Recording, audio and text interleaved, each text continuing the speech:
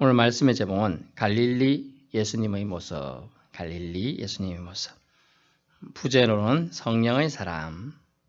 갈릴리 예수님의 모습에 성령의 사람이 투영되어 있습니다. 누가복음을 쓴 저자가 누구입니까? 누가죠.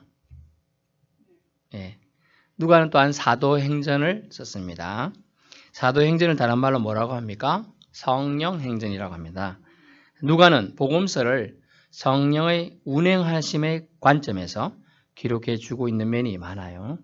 본문 14절 15절에 보니까 먼저 예수님께서 성령의 권능으로라는 표현에서 성령의 능력으로라는 표현에서 성령에 의해서 일하고 있다는 근거를 제시해 주고 있습니다.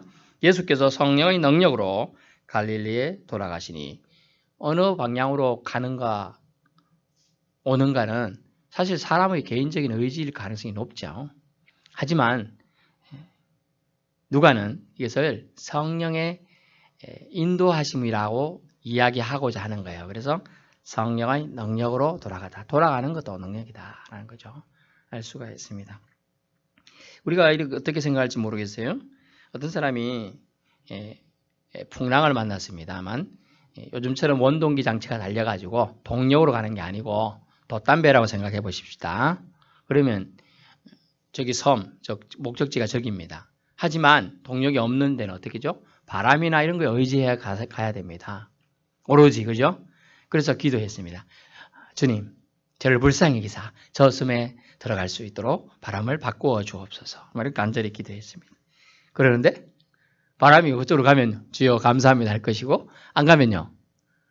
주님 날 버리시나이까 뭐 이럴 수 있잖아요. 그때 성령의 능력으로 돌아간다는 표현을 우리가 이해해야 돼요. 왜냐하면 우리가 가고 오고 하는 것이 우연일 거라 생각하지만 사실은 하나님 은혜의 가치가 그 속에 숨어 있어요. 사실 우리가 가고 오는 거 모두 다 하나님 은혜의 영향력 아래에 있다는 거예요. 바람으로만 지금 이 얘기 드렸잖아요. 성령이 그런 것 같습니다. 성령이 우리에게 오시기도 하고 가시기도 한다. 좀 표현이 어쩔지 모르겠습니다만은 성령이 가시기도 하고 우리 안에 계시기도 하고 뭐 이런 이유 생각할 수가 있어요. 사실은 엄격히 말하면 성령이 예수 그리스도를 영접하고 성령 세례로 영접하고 주 예수님을 나의 주 나의 하나님을 고백한 사람은 성령 세례를 받은 거예요. 그러면 그런 사람한테는 성령이 떠나실까요? 안 떠나셔요. 우리가 느끼지 못하실 뿐이지 우리 안에 항상 내주하고 계신데 우리가 자아와 욕심이 가득할 때는 그 성령이 우리 몸을 이만한 크기라고 생각하면 요 밑에 점처럼 보이기 때문에 우리가 의식하지 않고 사는 거예요.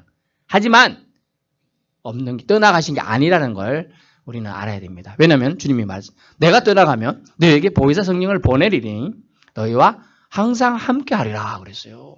아멘. 그래서 우리가 힘들고 지치고 낭망되고 쓰러지고 삶을 포기하고 그러고 싶을지라도 성령님 우리와 함께 하시고 우리 안에서 말씀하세요. 왜 그런 소리 하냐? 왜 그런 마음 먹냐? 내가 너와 함께 하는데 라고 말씀이 들려주면 제일 좋지만 그런 성령이 근심하게 한다는 거예요. 자꾸 그렇게 생각을 너무 많이 하면. 그래서 교회 일을 하거나 어떤 진취적인 사고 방식을 하는 사람은 긍정형의 사람이 99%예요. 1% 가지고 교회 일을 할 수가 없어요, 사실은. 그래서 긍정형의 사람이 좋아요. 긍정적이고 교회 일을 한번 해봅시다. 예, 그럽시다. 해보자. 이래야지 일이 추진되지. 그거 왜 해요? 이러면 아무것도 할 수가 없어요. 그런 것처럼 예수님은 어떻게 했느냐? 성령의 능력으로 돌아가는 것도 성령의 능력으로 하고 일을 가서 말하는 것도 성령의 능력에 근거해서만 하라고 하는 것만 말씀을 전한다는 거예요. 그게 제가 부제로 달았던 갈릴리 예수님의 모습은 성령의 사람이었다라는 거죠. 그런 모습을 오늘 살펴보고자 합니다. 예수님이 성령의 사람, 즉 성령의 인도에 따라 일하셨음을 말해주는 본문들을 오늘 볼 건데요. 엄밀하게는 함께 일하셨어요. 함께 공동사역이죠. 여기서 잠깐 살펴보면 성령으로 행하면 이 의미를 우리는 이해하게 돼야 돼요. 이해할 수 있어야 되는데 성령으로 행한다는 의미는 뭡니까? 14절 성령 능력으로 갈릴리에 돌아가니까 어찌 됐어요? 갑자기 성령이 이미 싹 우리가 식사하러 가면 밑반찬이 쫙 깔려 있잖아요. 보통 식당은요. 그런 것처럼 밑줄 작업을 싹 해놓으셨어. 그래서 어떻게 됐느냐? 소문이 사방에 퍼졌고, 아니 그 전에 우리가 지난주 뭐 봤죠? 시험 받았잖아요. 3가지 시험. 이미 그런 소문까지 다 퍼진 거야. 어떻게 예수님하고 사탄 마귀하고 이렇게 했는 뭐 시험이나든가 그 내용까지는 뭐 세부적으로 몰랐겠지만 광야에서 40일 동안이나 안 먹고 뭐 안 잤는지는 모르겠습니다만 그렇게 하고 왔다더라 뭐 이런 거 또 뭐 그런 표현들을 이해했겠죠. 그러면서 사방에 싹 퍼지는 소문이 밑작업. 소문이 무서워요. 여호수아가 전쟁에 처음에 어떻게 했어요? 여호수아가 그 여리고성을 무너뜨릴 때 소문으로 사실 승리한 거예요. 뭡니까? 밑작업. 이스라엘에서 출애굽한 사람들이 그 출애굽시킨 신이 여호와라는 신인데 애굽의 10가지 신을 재앙을 다 물리쳐서 다 썰어버렸다. 애굽의 신들을 다 죽여버렸다. 이렇게 된 거예요. 우리가 생각에는 피, 개구리, 이, 파리 이런 걸 그냥 이제 재앙이라 생각하지만 애굽의 신의 이름이에요. 이신, 파리신, 메뚜기신 그런 신이에요. 일종의 다 신을 총칭하는 표현들인데 그 신들을 다 죽였다. 이런 소문이 여리고성에 사람들이 마음을 간담을 싹 녹여버린 거야. 사울 의지가 여러분 일당백이라고 장수하고 졸개하고 차이가 뭡니까? 장수는요. 해보자. 나는 이길 수 있다 이건데 졸개는요. 딱 그것만 보고 위풍에 들어가지고 떨고 있는 거예요. 그래서 그 차이가 이미 된 건데 소문이 싹 퍼졌어요. 어떻게 퍼졌느냐. 그래가지고 이것을 잘 받아들인 사람과 못 받아들인 사람이 잘 받아들이지 못한 사람이 나오는데 15절 친히 그 여러 회당에서 가르치심에 뭇 사람에게 칭송을 받으시더라. 첫 번째 성령으로 사람이 행하면 여기서는 예수님이 행했지만 사람이 행하면 칭찬을 듣게 된다는 거예요. 칭찬을 듣게 된다. 그래서 우리가 일로 인한 트러블 메이커인지 어떤 일을 함에 있어서 화평의 사람인지가 우리가 성령의 사람인지 아닌지가 죄송스럽습니다만 구분이 돼요. 그래서 저도 이 말씀을 준비하면서 생각해 봤어요. 내가 일을 만드는 트러블 메이커인지 아니면 정말 화평을 전하는 사람인지 생각해 보게 되더라고요. 여러분도 생각해 보실 수 있게 바라요. 우리가 크리스찬인데 내가 칭찬 듣는 일을 좀 하는 사람인지 아닌지 그런 걸 좀 생각해 보고 우리 이 다음의 생활들을 잘 수정해 갈 수 있길 바라는 겁니다. 칭찬 듣는 사람, 성령을 행하는 사람, 또 사도행전에 보면 집사님을 뭐 이렇게 세우고 이런 가정 중에 덕목이 뭐가 있느냐면 칭찬 듣는 가정이 있어요. 칭찬 듣는 사람을 7 집사를 택했다. 이런 표현이 나오잖아요. 그래서 칭찬이 칭송을 받는다는 건 뭡니까? 다 인정한다는 거예요. 다 인정하다. 그러니까 우리가 그런 걸 생각해 봐야 한다. 두 번째는 뭐냐면 성령을 행하면 능력이 생긴다라는 거죠. 왜 능력이 생겨요? 본문에 보니까 여러 회당에 가르치는데 칭송 들을 정도의 가르침을 예수님이 베풀었다는 거 아닙니까? 그런데 예수님이 그럼 뭐 제가 지난번에 말씀드렸지만 예수님을 제가 이렇게 폄하하려는 게 아니에요. 목수집 아들이고 아버지는 일찍 돌아가셨어요. 그래가지고 동생들 뭐 몇 명 되는데 4명이나 설, 7명이나 설 뭐 이렇게 있어요. 그래서 뭐 어쨌든 그걸 이제 장자 큰 아들이 웬만하면 책임지잖아요. 외국 옛날에 우리도 그랬잖아요. 어쨌든 그래 해가지고 일을 하다 보니 제대로 배울 기회가 없었어요. 사실은. 근데 말하면 난 놓고 기억자도 모를 그 정도는 아니지만 아마 어깨너머로 배운 거나 뭐 이런 게 있을 수 있겠습니다만 일자 무식한 계층이라고 사람들은 인식했어요. 근데 배울 기도 없던 사람인데 가르칠 수 있는 건 뭡니까? 성령의 능력인 거예요. 성령이 사람이 되면요. 하나님이 가르치셔요. 예수님 제자들 똑똑한 사람이 있었어요? 똑똑한 사람은 동계산 하던 그 사람밖에 없었고 자, 바울은 나중에 직접 제자는 아니니까 없었단 말이에요. 다 어부 출신이고 막 그랬어요. 물론 이제 한대면 마태가 있고 한 게 한데 그렇게 뭐 잘 나가고 똑똑한 사람은 없었단 말이에요. 근데 성령을 체험하고 나서는 그들이 말할 때요. 그들의 입으로 나오는 말이 그들이 생각이 아니고요. 하나님이 내 입술에 너희가 말하는 말을 내가 넣어주리라 그랬어요. 하나님이 가라사대 네 입술에 나오는 말을 내가 넣어주리라. 담대함이 생기고 그들의 지식도 하나님이 주관함을 알 수가 있어요. 성령의 사람은 하나님이 그들의 지식과 생각과 말투 그리고 말까지 다 하나님이 순화해서 말씀하신다. 하나님이 여기서 우리가 놓친 거 말 게 있네. 성령의 사람이 되는 게 진짜로 중요한데요. 하나님께서는 우리가 완벽한 사람이 되길 원할까요? 온전한 사람이 되길 원할까요? 그렇죠. 하나님 우리 완벽한 존재로 만드시지 않았잖아요. 제 같으면 완벽한 사람은 우리가 노래 우스갯소리에 마징가제또 강철로 만들어가지고 단단하게 만들면 이빨 천년만년 써도 되고 눈도 뭐 지금 저까지는 잘 안 보이는데 어릴 때처럼 눈 좋고 이래야 될 거예요. 아니에요. 완전 최고적으로 만들면.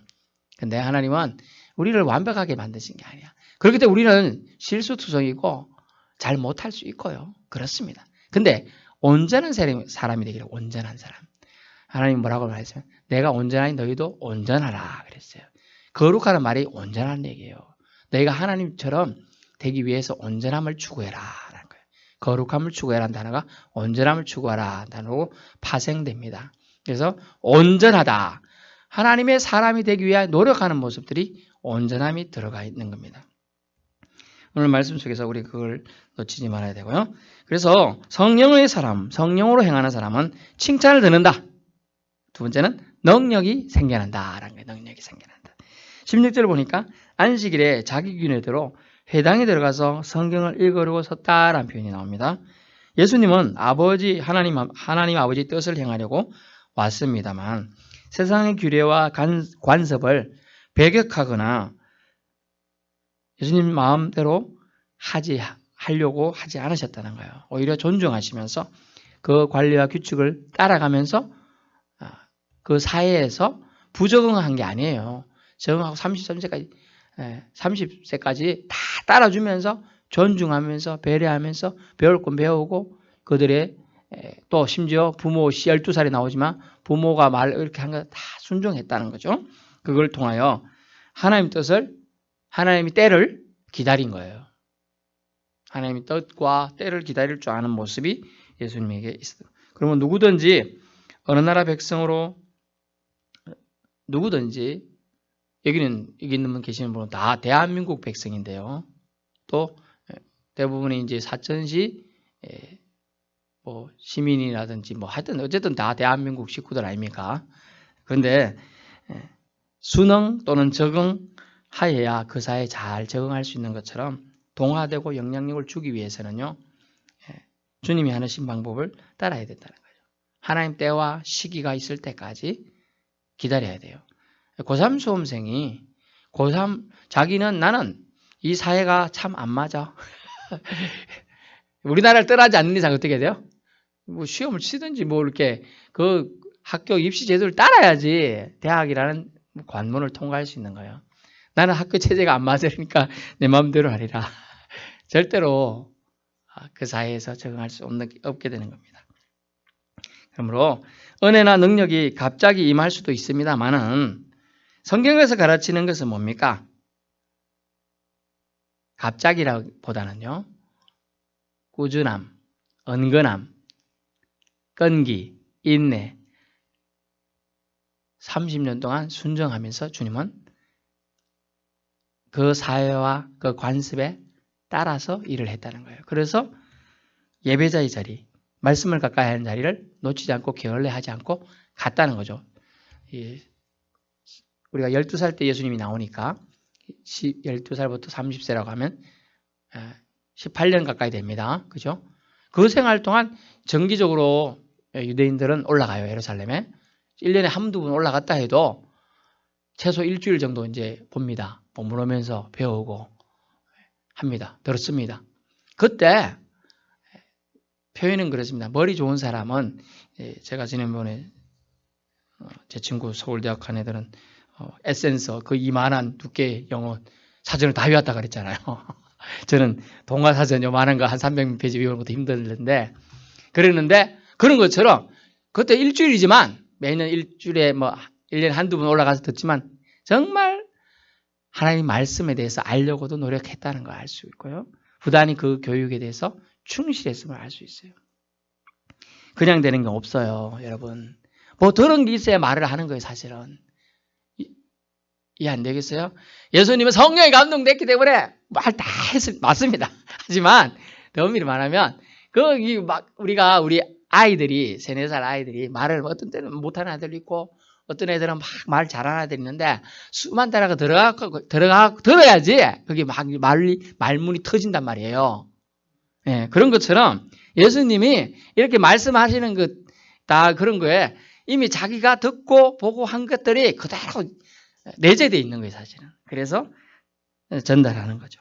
그래서 오늘 본문 18절, 19절에 예수님은 이제 자신이 공생애에서 말을 시작하게 됩니다. 첫 번째 말씀이 이사야 61장 1, 2절 말씀을 이용하면서 성령의 일이 뭔가, 성령이 하시는 일이 뭔가에 대해서 설명하게 됩니다. 그것은 18절 첫 부분을 보세요. 18절 첫 부분에 주의 성령이 누구에게? 내게 임하셨으니, 저기 예수님에게 임한 겁니다. 이는 성령이 임한 이유가 있어요. 그러면 성령을 주시옵소서 불러 이 노래 많이 해서 되는 경우도 있어요. 하지만 우리가 성경을 잘 알면 좋아요. 성령을 주시옵소서 했는데 성령의 은혜를 부어주시는 이유들이 있어요. 이유. 첫 번째, 가난한 자에게 복음을 전하게 하시려고. 이해 안 되시죠? 가난한 자가 약자죠. 힘없는 자예요. 아파도 병원 가기 힘든 사람이에요. 안 그래요? 벤처가 와가지고 부자 병원 가면 돼. 정기적으로 검사 받으면 돼요. 안 아파. 그런데 그게 할 수가 없는 사람이에요. 그 말은 뭡니까? 가난한 자에게 복음을 전하게 하시려고. 복음을 소외된 자, 약자에게 전하려 할 때 성령을 부어주시겠다는 거예요. 그러므로 저와 여러분이 나는 왜 성령의 능력이 없지? 막 이렇게 생각이 듭니까? 이 가난한 자에게 복음을 전하려는 말이에요. 주인 저보다 가난한 사람 없는데요. 그렇습니다. 하지만 심령은 가난합니다. 예수 빠진 부자는 가난한 거예요. 안 그렇습니까? 예수님 빠진 사람, 예수님은 모르는 사람, 예수님은 부인한 사람은 심령이 가난한 사람이에요. 그러면 우리가 그들을 불쌍히 여기고 성령님, 제가 저 사람에게 복음을 전하려고 하니까 성령을 부어 주시옵소서. 이렇게 되면 성경의 근거가 되죠. 그래서 성령을 부어준다는 거예요. 그냥 막 성령 주시옵소서 이런 주문구구식인 옛날이에요. 지금 우리는 성경을 알고 있고 배우고 있고 또 전해 들었습니다. 그러므로 성령을 사모하면 성령님을 보내주시고요. 또 우리 안에 작게 계시다가 활동적하게 일하시는데 우리가 가난한 자에게 복음을 전하려고 하면 하나님이 하신다는 거예요. 성령의 능력을 크게 해주시겠다. 그걸 알 수 있어요. 또 뭡니까? 내게 기름을 부으시고 나를 보내사 포로된 자에게 저익을. 누구에게 포로됐을까요? 그렇죠. 죄에 눌려서 포로되고 사탄 마귀에 눌려가 포로된 사람들에게 자유를 주기 위해서 필요합니다. 성령이 필요합니다 하면 성령을 주시겠다는 거예요. 또 어떻게 주냐 하면 눈먼 자에게 다시 보게 함을. 말이 안 되는 것 같습니다만 눈이 다 보면 이렇게 이런 분도 있지만은 이렇게 대부분 살짝 보이는 분도 있죠. 말은 안 되는 것 같은데요. 그런 분을 위해서 여러분이 정말 마음이 동해고 주님 저 사람 정말 불쌍합니다 생각하고 그 사람을 위해서 기도하면 뭐 한다는 거예요? 다시 보게 함을 허락해 준다는 거예요. 다시 보게 함을 전파하며 이걸 전파하는 걸 누가 한다는 거예요? 예수님을 통해서 하시겠다는 걸 이사야 때 예언됐는데 예수님께서 뭐라고 말씀하시나? 성천할 부활 성천하기 직전에 이보다 더 큰 것, 즉 내가 한 것보다 이 땅에서 한 것보다 너희도 더 큰 걸 할 수 있다. 그렇게 하게끔 뭘? 성령님을 보내주시겠다. 주겠다는 거예요. 너에게. 그러므로 그렇게 하면 눌린 자를 자유롭게 제가 정말 주님을 통해서 성령을 통해서 하고 싶습니다. 그러면 주님은 여러분을 거룩한 영을 부어주세요. 그게 성령이거든요. 거룩한 영의 지배를 받아 여러분이 이런 능력자가 성령의 능력을 받아 행하는 사람이 된다는 걸 말씀해 주고자 하는 겁니다. 그래서 포로된 자에게 자유를 눈먼 자에게 다시 보게 함을 눌린 자를 자유케 하고 주의 은혜의 해를 전파하게 한다. 주의 은혜의 해는 초림시에 나타난 건데 초림시에 주님이 십자가 고난 받기 전에 활동하신 가르치시며 전파하며 고치시며 그들에게 하나님의 사랑, 회개하라 천국이 가까웠느라. 회개하는 심령이 있는 사람은 천국이 정말 가까이 온 거예요. 여러분, 정말 어떤 사람이 회개합니까? 죄를 뉘우치는 사람이 하거든요. 근데 나 잘못한 거 없어. 나 잘못한 거 없어. 자꾸 이렇게 배만 나와요. 나 잘못한 거 없다니까. 막 이렇게 얘기해 버리죠. 절대로 회개 안 하십니다. 그런 사람은요, 하나님의 긍휼이 임하지 않습니다. 24절 말씀입니다. 우리는 24절 말씀을 또 한 교훈을 배우는데요. 또 이르시되 내가 진실로 너에게 이르노니 선지자가 고향에서는 환영을 받는 자가 없느니라. 아멘. 그래서 말씀 사역자는 또는 전도자는 리더들은 편견과 싸워야 함을 알 수가 있어요. 편견. 우리는 이 세상에 살다 보면 또 어떤 지역에 속해 살다 보면 어떤 마을에 속해 살다 보면 편견과 싸워야 돼요. 우리가 만약 어떤 저도 많은 편견을 가지고 있습니다. 만약 이렇게 가다가 법복, 불교 용어로 법복이라고 하대요. 제가 법대 출신이라 법복은 다른 건데 그 사람은 이제 불교 뭐 이렇게 분들은 보니까 회색 옷을 주로 많이 입죠. 그래 입고 다니면 저 사람도 그런 사람들이구나 하면서 왠지 싫어. 그런데 주님은 그들을 향해서도 은혜를 베풀고 있다는 걸 우리는 알아야 돼요, 사실은. 그래서 저는 뭐 이단이든지 뭐든 간에 다 그들도 불쌍하게 된다 이런 생각으로 바라보게 됩니다. 그걸 바라보려고 노력하고 있어요. 완벽하지 않아요, 저도. 그러니까 성도님들도 그런 눈으로 바라봐야 돼요. 전에도 말씀드렸지만 죄는 인간이 짓지만 하나님은 우리를 용서의 눈으로 보고 계시다는 거예요. 죄는 미워하되 죄인은 미워하지 말라는 게 성경의 가르침이에요. 하나님은 말씀하신 거예요. 사람을 미워하지 말라는 거예요.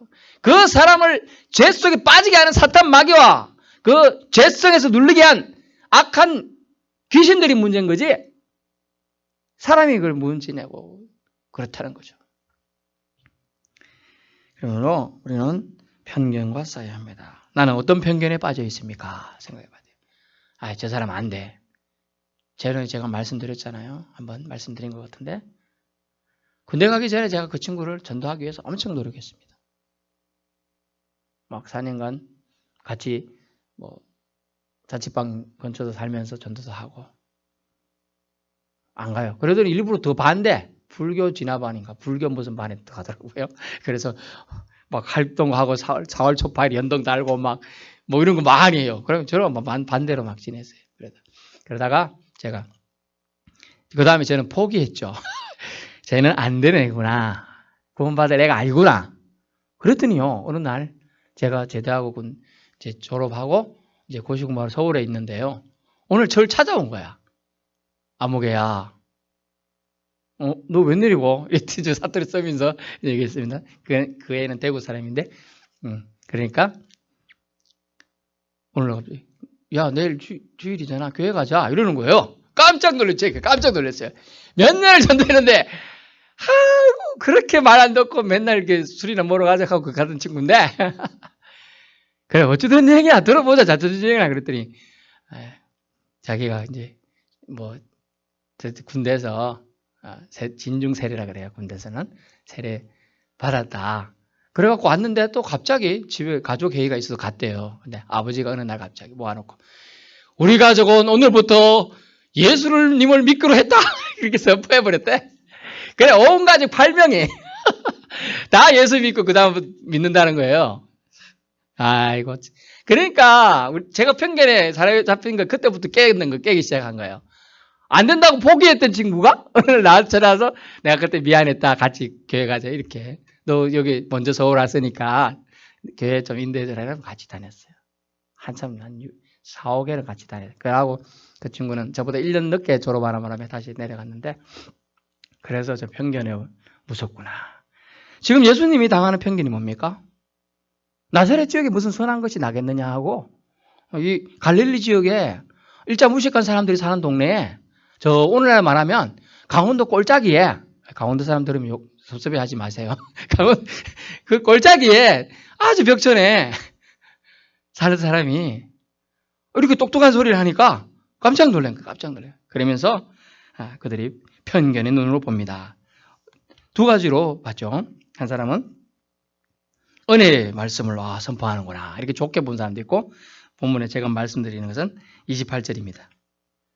회당에 있는 자들이 이것들을 듣고 다 크게 화가 나서 영어로 보니까 퓨리였어요. 퓨리였어요. 뭐냐면 우리가 생각하는 화 이 정도 난 게 아니고 격분했다는 단어예요. 퓨리어스는요.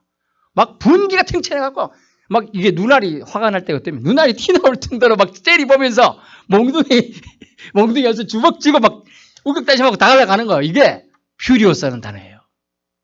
화가 막 침이 올라가지고 감당할 수 없고 막 얼굴이 빨개지면서 막 이렇게 막 고양이들 화나면요 막 머리 삐죽에 서거든요. 고양이들이 동물들이 그런 것처럼 그런 상태예요. 지금 놀랬죠 사람이. 금방 말씀 듣고는 좋다 하더니 금방 말씀 듣고는 화가 났다는 거야. 어떤 말씀을 들었냐 하면요 엘리야가 그중 한 사람에서 보내진 바장 오직 시돈 땅에 있는 사렙다 한 가부에게 가서 은혜를 베풀었다.